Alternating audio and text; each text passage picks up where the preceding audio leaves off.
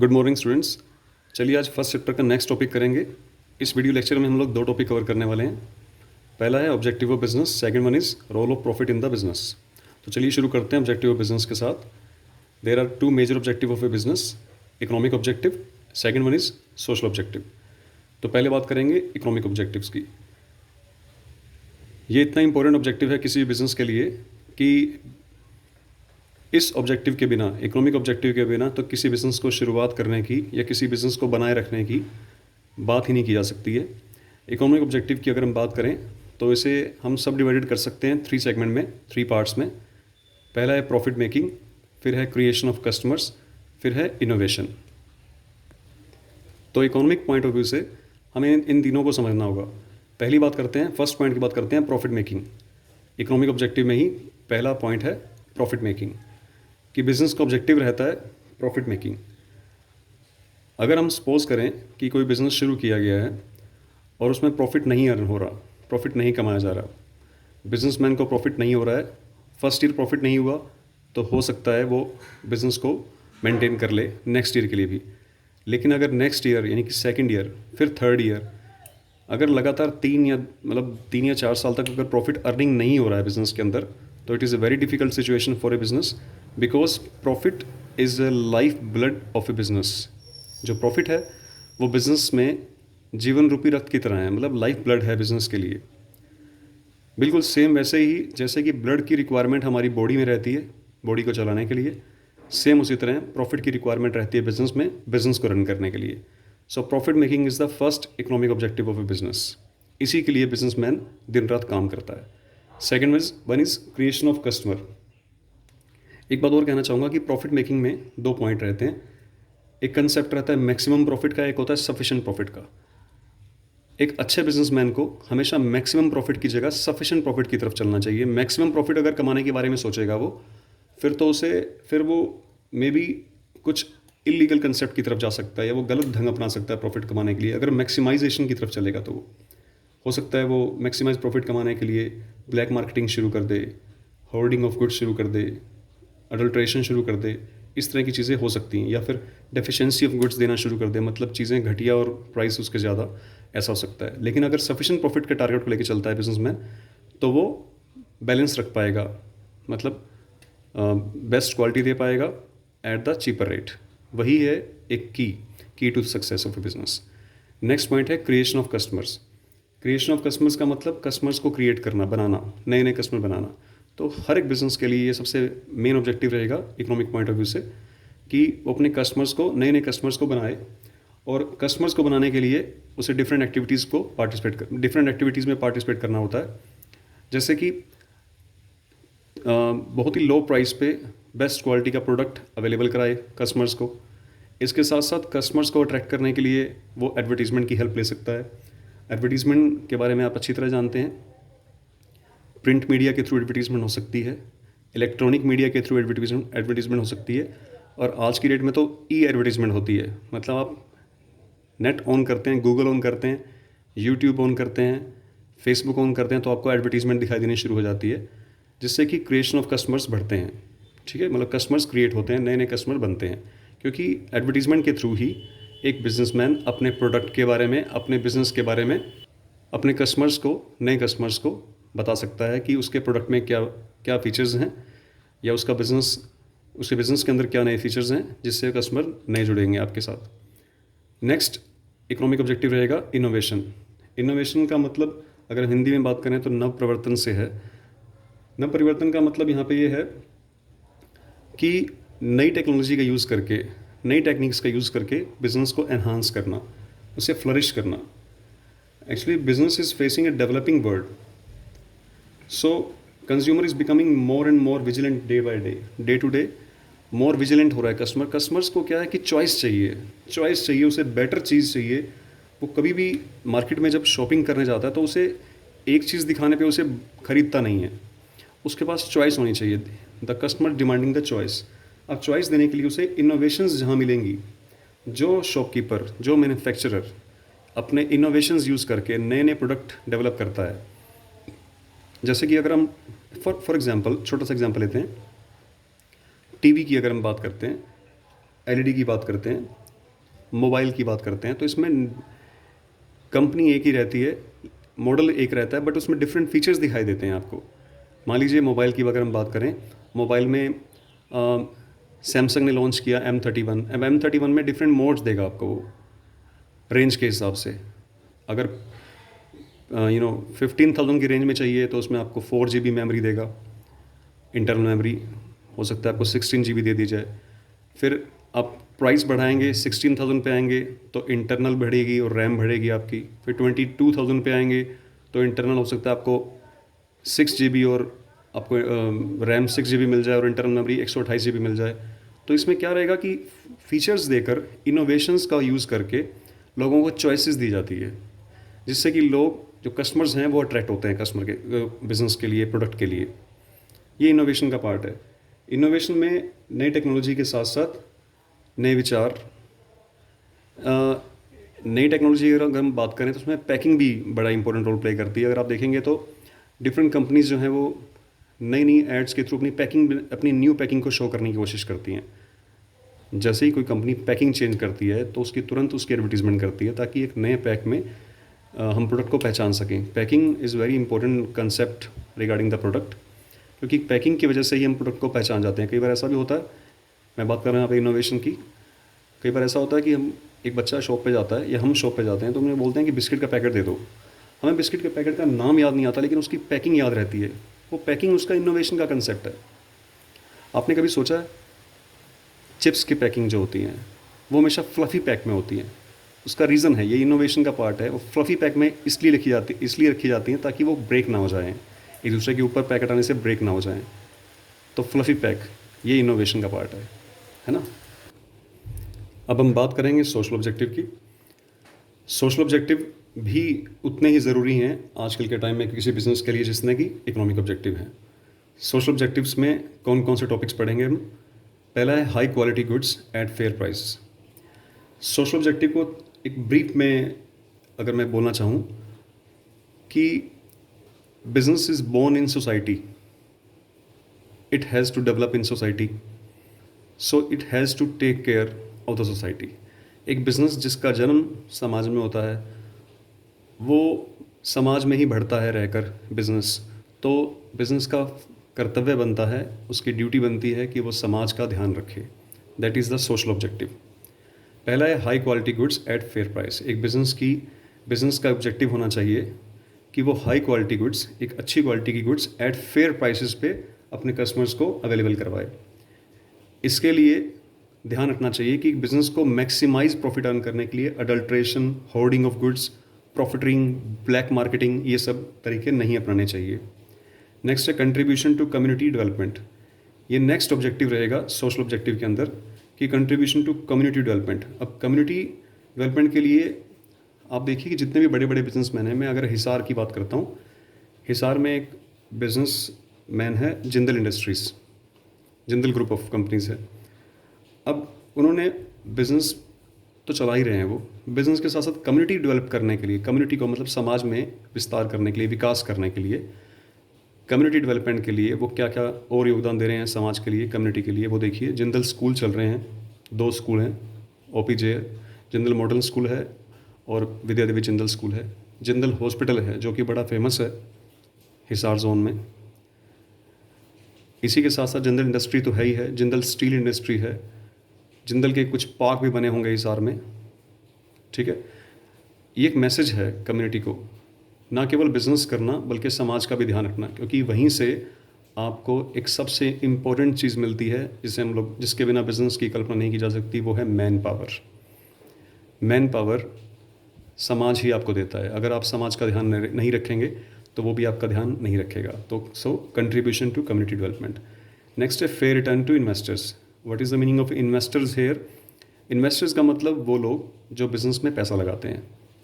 Company की बात करें तो शेयर होल्डर्स होते हैं जो बिज़नेस में पैसा लगाते हैं। तो पार्टनरशिप की बात करें तो पार्टनर्स पैसा लगाते हैं। तो यहाँ पे ऑब्जेक्टिव ये है कि फेयर रिटर्न टू इन्वेस्टर्स, तो कि जिन इन्वेस्टर्स ने बिज़नेस में पैसा लगाया है तो उनके पैसे की देखभाल करना, ना केवल देखभाल करना बल्कि उनको बढ़ाना, उनको एनहांस करना, उनकी कैपिटल को रेज़ करना, बढ़ाना। कैपिटल कब रेज होगी? जब बिजनेस अच्छा वर्क करेगा। घूम के बात आ जाएगी इकोनॉमिक ऑब्जेक्टिव पे। जब वो प्रॉफिट अर्निंग करेगा, नए नए क्रिएशन ऑफ कस्टमर्स होंगे, इनोवेशंस यूज़ करेगा, तो कंपनी के जब प्रॉफिट बढ़ेंगे तो प्रॉफिट में से उनको हिस्सा मिलेगा, जिससे उनकी कैपिटल और इंक्रीज हो जाएगी। So fair return to investors. Last है इसमें प्रोवाइडिंग एम्प्लॉयमेंट। ये भी एक बहुत इंपॉर्टेंट सोशल ऑब्जेक्टिव है किसी भी बिजनेस का, कि to provide the employment to the society. आप जिस समाज में रहकर, जिस सोसाइटी में रहकर अपना बिजनेस चला रहे हैं और प्रॉफिट अर्न कर रहे हैं, एक बिजनेसमैन का ये भी रिस्पॉन्सिबिलिटी बनती है, सोशल रिस्पॉन्सिबिलिटी, कि वो समाज के लोगों को रोज़गार, एम्प्लॉयमेंट दे। जितनी भी बड़ी बड़ी कंपनीज हैं, जैसे टाटा कंपनी की अगर हम बात करते हैं, तो टाटा कंपनी का एक नियम है, एक रूल बना रखा है उन्होंने, कि जहाँ भी टाटा की इंडस्ट्री लगती है उसके सराउंडिंग्स में 2 किलोमीटर के दायरे में, 3 किलोमीटर के दायरे में रहने वाले लोगों को प्राथमिकता दी जाती है, मतलब प्रेफरेंस दी जाती है जॉब में, अगर हम लेबर फोर्स की बात करें। ठीक है, तो ये प्रोवाइडिंग एम्प्लॉयमेंट का सबसे अच्छा एग्जाम्पल हो सकता है। इसी के साथ साथ आप हैंडीकैप पर्सन हैं, डिसेबल पर्सन हैं, उनको भी प्रेफरेंस दे सकते हैं एम्प्लॉयमेंट के लिए, तो ये आपका सोशल ऑब्जेक्टिव रहेगा। So there are 2 major objective, economic and social. अब बात करेंगे role of profit in the business. ये इंपॉर्टेंट पॉइंट है एग्जाम पॉइंट ऑफ व्यू से। Role of profit in the business, जैसा कि मैं पहले ही बोल चुका हूँ कि अगर मैं प्रॉफिट की बात करूँ बिजनेस के लिए, कि प्रॉफिट, बिजनेस के लिए प्रॉफिट की क्या इंपॉर्टेंस है, तो मैंने आपको बोला था कि profit is the life blood of the business. Business के लिए वो लाइफ ब्लड है। लाइफ, जिस तरह से हमारे जीवन के लिए ब्लड की रिक्वायरमेंट है, इंपॉर्टेंस है, सेम उसी तरह प्रॉफिट की इंपॉर्टेंस है बिजनेस के लिए। तो ये पढ़ते हैं क्या रोल है प्रॉफिट का बिजनेस के लिए। जिसके लिए बिजनेसमैन कैपिटल इन्वेस्ट करता है, जिसके लिए इतना बड़ा रिस्क लेता है, ठीक है, तो profit earning definitely play vital role for a business and a businessman. पहला पॉइंट है फॉर लॉन्ग सर्वाइवल, लंबे समय तक जिंदा रहने के लिए। किसी भी बिजनेस के लिए एक बिजनेसमैन जब बिजनेस स्टार्ट करता है तो उसकी यही तमन्ना रहती है, यही उसकी मोटिव लेके चलता है कि उसका business, the business will go on for a long long time.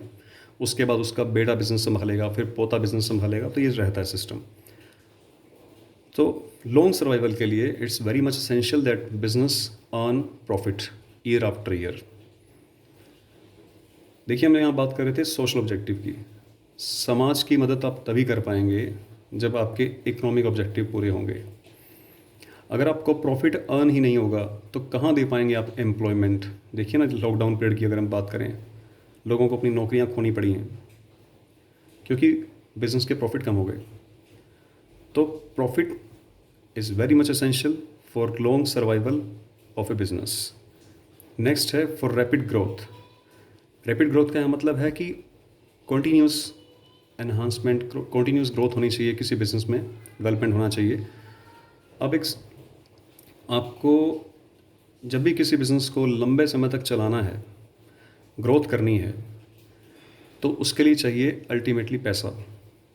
पैसा कहाँ से आएगा? जब when the business earn a sufficient profit, तब बिजनेस के पास एक ऑप्शन रहता है। बिजनेस जितना भी प्रॉफिट अर्न करते हैं, उस सारे प्रॉफिट को डिस्ट्रीब्यूट ना करके शेयर होल्डर्स में कुछ हिस्सा रिजर्व के रूप में रख लेते हैं। रिजर्व, ठीक है। ये जो रिजर्व है, रिजर्व एक just like a piggy bank, ये उनकी सेविंग है। प्रॉफिट का कुछ हिस्सा, मान लीजिए उन्होंने 60% डिस्ट्रीब्यूट कर दिया अमंग द इन्वेस्टर्स और 40% रिजर्व बना लिया, तो ये जो 40% रिजर्व बन गया है, in case of mishappening, in case of any heavy loss in any year, this reserve can be utilise to cover up that loss. Rapid growth की मैं बात कर रहा था कि इस बिज़नेस में अगर आपने रिजर्व बना लिया है आउट ऑफ प्रॉफिट, तो अगर बिज़नेस को ज़रूरत है ग्रोथ के लिए, मान लीजिए अच्छा ग्रोथ के लिए ज़रूरत है, तो इस रिज़र्व को हम लोग प्लोइंग बैक कर सकते हैं। प्लोइंग बैक का मतलब इस रिज़र्व को फिर से बिज़नेस में लगा दिया जाए, बिज़नेस को ग्रोथ करने के लिए, ठीक है। हालांकि रिज़र्व का मकसद यही था कि in case of any heavy losses, in case of any discrepancies, ये पैसा को यूज़ किया जा सकता है। तो अगर बिज़नेस को ग्रोथ के लिए इस रिज़र्व की रिक्वायरमेंट है तो इस रिज़र्व का यूटिलाइजेशन कर सकता है, that is called ploughing back of profits. Next है for increasing efficiency. Increasing efficiency की अगर मैं बात करूं, यहाँ बात है सेल्फ इंटरेस्ट की। सेल्फ इंटरेस्ट का मतलब होता है कि एक बिजनेसमैन, अगर प्रॉफिट अर्निंग हो रही है बिजनेस के अंदर, तो एक बिजनेसमैन में चार्म रहेगा। वो बिजनेस में सुबह 6 बजे अपनी शॉप ओपन करेगा, लंच पैक भी शॉप पे मंगवा लेगा, रात को भी अगर बिज़नेस अच्छा चल रहा है और कस्टमर्स आ रहे हैं तो रात को भी लेट नाइट जाएगा वो, जब तक घर वालों के फ़ोन आने शुरू हो जाएं। तो सेल्फ इंटरेस्ट क्रिएट होता है इसमें फॉर इंक्रीजिंग एफिशिएंसी। अगर इसके वाइस वर्सा की बात करें, बिजनेस में प्रॉफिट हो ही नहीं रहा, तो वो क्या होगा, सिस्टम एकदम रिवर्स ऑर्डर में चलेगा कि सुबह जो शॉप है वो लेट खुलने की आदत बनेगी, दोपहर को 2 घंटे बाद 3 घंटे बाद खाना खाने के लिए घर आएगा बस बिजनेसमैन, रात को भी टाइम पे ही अंधेरा होते ही शॉप बंद करके अपने घर पहुंच जाएगा, क्योंकि उसे पता है कस्टमर आना ही नहीं है। यहाँ बात है खुद की एफिशिएंसी इंक्रीज़ करने की। अगर प्रॉफिट हो रहा है बिज़नेस के अंदर, तो आपकी खुद की एफिशिएंसी भी इंक्रीज़ होती है। बिज़नेस की एफिशिएंसी तो इंक्रीज़ हो रही है, रैपिड ग्रोथ हो रही है, लॉन्ग सर्वाइवल हो रहा है, और खुद की एफिशिएंसी भी इंक्रीज़ हो रही है। खुद की एफिशिएंसी कैसे इंक्रीज़ होती है? खुद की एफिशिएंसी में ना केवल मालिक शामिल है। देखिए, there are 2 major party in a business. The first is owner, यानी कि मालिक। सेकेंड वन इज़ लेबर, यानी कि मजदूर। Labour and owner, labour and owner, these are the 2 major parties in a business, in any business.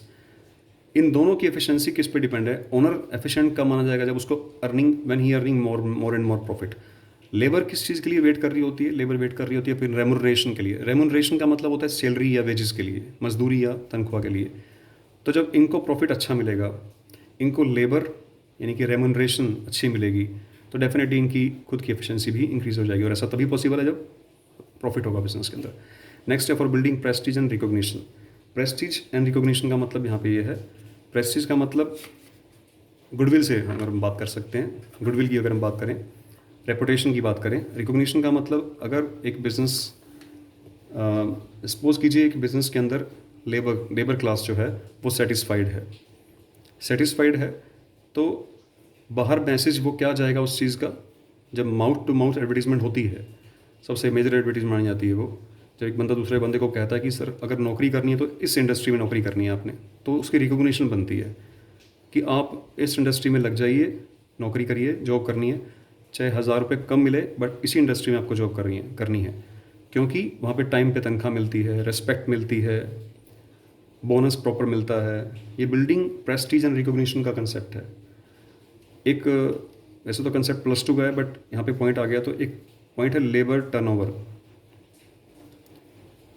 Labour turnover बोलते हैं कि एक मज़दूर को आपने काम सिखाया, ट्रेनिंग दी, ट्रेनिंग लेने के बाद वो काम छोड़ के चला गया, किसी और इंडस्ट्री में चला गया, सिर्फ इसलिए क्योंकि वहाँ उसको 5000 ज़्यादा मिल रहे थे तनख्वाह, ठीक है, चला गया वो। जब लेबर टर्नओवर बढ़ जाती है किसी इंडस्ट्री की, तो उसकी प्रेस्टीज डाउन हो जाती है। बाहर एक गलत मैसेज आता है कि इस इंडस्ट्री को तो लोग छोड़ रहे हैं। तो लेबर टर्नओवर ना इंक्रीज़ हो, आपका कर्मचारी, आपका एम्प्लॉय आपकी फॉर्म में बना रहे, इस चीज़ के लिए रिक्वायरमेंट है आपको प्रॉफिट की, क्योंकि प्रॉफिट होगा तभी उसको बोनस, इंक्रीमेंट, टाइम पे सैलरी, वेजेस मिलेगा, ऑनर को प्रॉफिट मिलेगा, तभी पॉसिबल है ये। लास्ट है फॉर अर्निंग मोर प्रॉफिट। आपने कंसेप्ट सुना हुआ है कि पैसा ही पैसे को खींचता है या कमाता है, पैसे से ही पैसा कमाया जाता है, वो डिपेंड करता है इसी पॉइंट पे।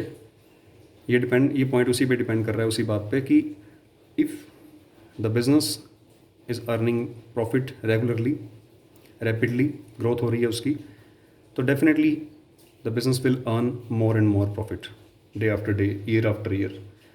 देखिए ना, आपको कोई गुड्स खरीदना है, गुड्स की जो प्राइस मिल रही है आपको फ़िलहाल, मान लीजिए आपको एक गुड्स मिल रहा है, मतलब जस्ट सपोज 1000 फ़ैन खरीदने हैं आपको, फ़ैन्स, आपकी इलेक्ट्रिक शॉप है, ठीक है, 1000 फ़ैन खरीदने हैं। आपको ये बोला गया कि अगर 1000 फ़ैन, वैसे तो 1 लाख रुपीज़ के हैं,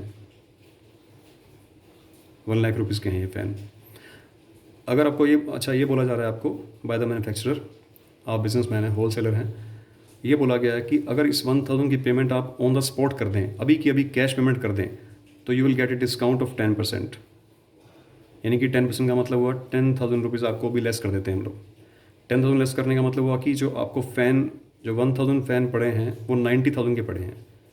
ठीक है, 90,000 का मतलब हुआ 90,000 को अगर मैं 1000 से डिवाइड कर देता हूँ तो 90 रुपीज़ का आपको एक फ़ैन पड़ा। जबकि अदरवाइज़ जो पर्सन इसको पेमेंट नहीं कर पाएगा cash payment on the spot, उसको ये फ़ैन कितने का पड़ेगा, 100 रुपीज़ पर फ़ैन। तो आप तो ख़रीदते वक्त ही पैसे कमा गए, 10 रुपये पर फ़ैन आपने ख़रीदते वक्त ही कमा लिया।